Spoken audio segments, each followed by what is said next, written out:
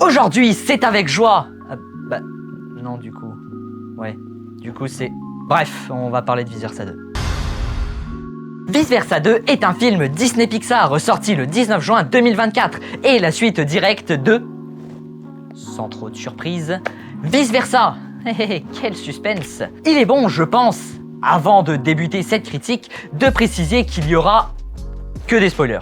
Concrètement, il n'y a que des spoilers dans ce film, donc si vous voulez pas être spoilé, revenez peut-être après, s'il vous plaît. Merci.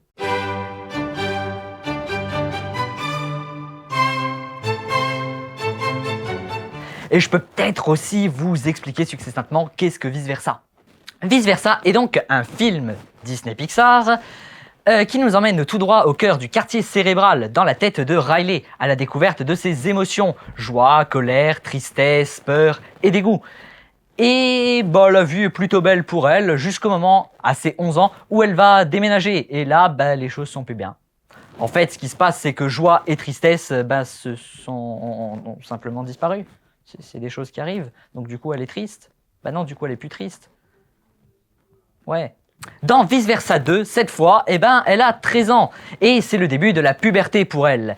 Et de nouvelles émotions vont faire leur apparition dans le quartier cérébral. Envie, anxiété, ennui et embarras. Et vont quelque peu semer le trouble. Et vont même renvoyer les émotions de base, qui est pas très cool. Et ce qui va laisser anxiété en seul chef du quartier cérébral, sauf qu'elle va pas forcément faire toujours les bonnes décisions. Bon, qu'on se le dise tout de suite, j'ai adoré ce film. Je crois que je l'ai noté 4 étoiles sur 5 sur Letterboxd. Tout d'abord, il est très bien écrit. J'adore cette première scène, cette scène d'exposition, qui nous rappelle d'ailleurs la fin du précédent, où Joie nous expose, nous réexpose tous les personnages. Je trouve que ça se fait de façon assez fluide. Je trouve les personnages très bien écrits et ont une véritable dynamique, en particulier Joie et Anxiété, qui sont, durant quasiment tout le film, un petit peu antagonistes d'eux-mêmes. Et Joie ne veut pas que Riley change, et Anxiété veut que ça change pour qu'elle aille se faire de nouvelles amies, quitte à renier ses principes et ses meilleurs amis, du coup. Le film est assez drôle, d'ailleurs. Il y a plein de petits moments disséminés un peu partout dans le film qui sont très drôles. Notamment quand ils sont dans le coffre à secret et qui vont découvrir Bluffy, une petite mascotte un petit peu à l'image de la maison de Mickey. Donc avec sa banane à outils qui va donner des objets. C'est très drôle, surtout quand il brise le 4e mur et qu'en fait on se rend compte qu'il parle à personne.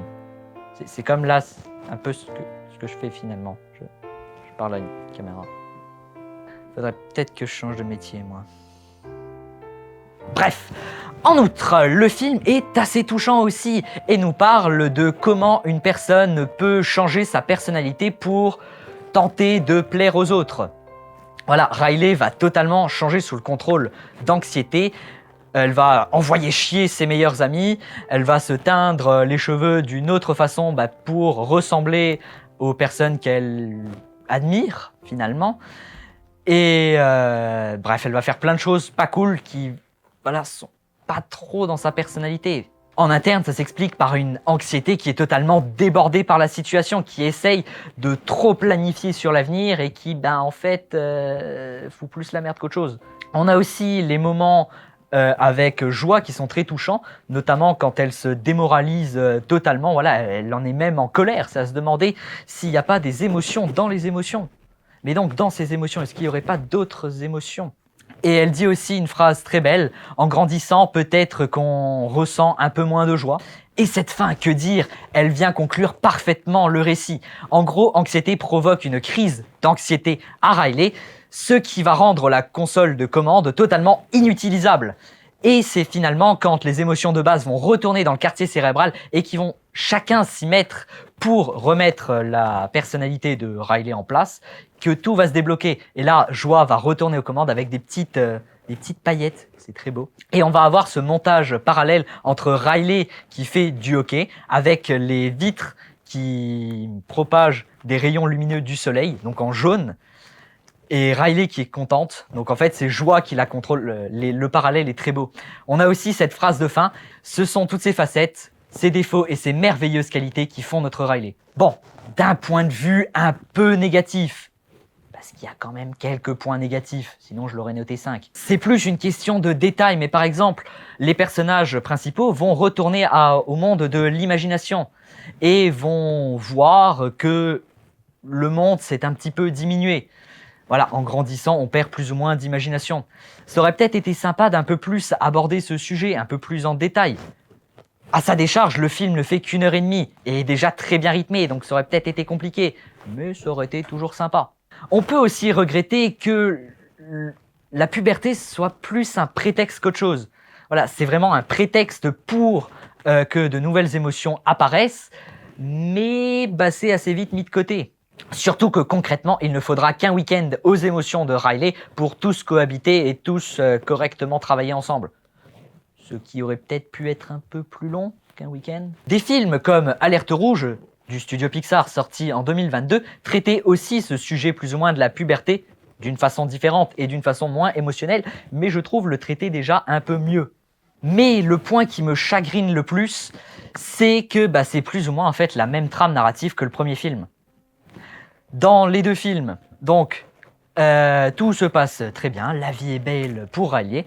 Il y a un élément qui vient embêter tout ça. Il y a des émotions qui vont se retrouver hors du quartier cérébral.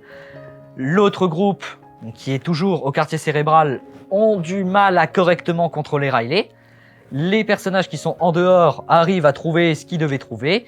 Ils retournent au quartier cérébral. C'est la merde parce que la console est bloquée. Et c'est finalement en travaillant ensemble qu'ils arrivent à débloquer la console.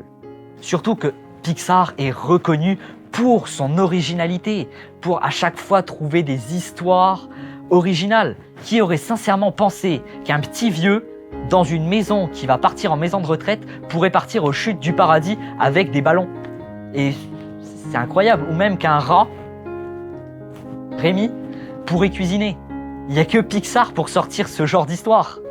Enfin, encore une fois, c'est du détail, mais le film use aussi pas mal de facilité scénaristique, notamment juste avant le climax. Bref, Vice Versa 2 est un excellent Pixar. Il va faire de super scores au box-office. C'est déjà bien parti, je crois qu'il a déjà rentabilisé son budget. Et c'est ce qu'il faut pour le studio qui a bien souffert ces dernières années avec les sorties Disney+, ou même l'échec commercial de Buzz l'éclair, qui sincèrement n'était pas si mal, hein. Hélas, selon moi, il ne détrônera jamais le premier. Le premier étant dans mon top 5 des Pixar préférés. Voilà. Avec en top 1 Ratatouille, Toy Story 2, Là-haut, Vice Versa et bien évidemment Coco. Voilà.